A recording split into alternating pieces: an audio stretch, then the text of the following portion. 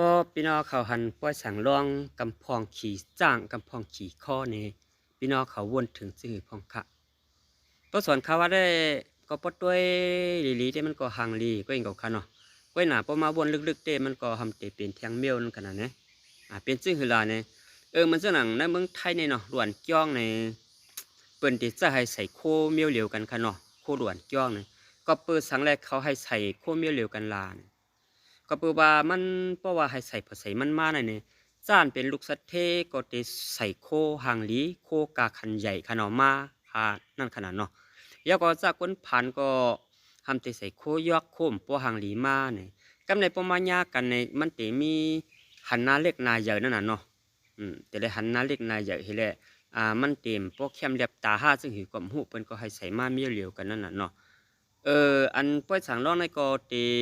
ไข่เหมือนกันก็ก้อยกะว่าเปิ้นซ้ำอ่ำไรว่านั่นค่ะเนาะ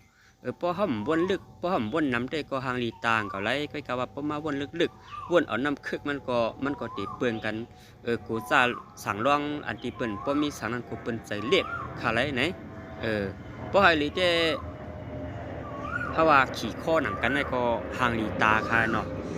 ก้อยหนาว่าจ้างว่าอะไรเนาะเดี๋ยวในมันก็หามก้นสัตเทหามก้นมิ่มไรอะไรนะอืมออกค่ะ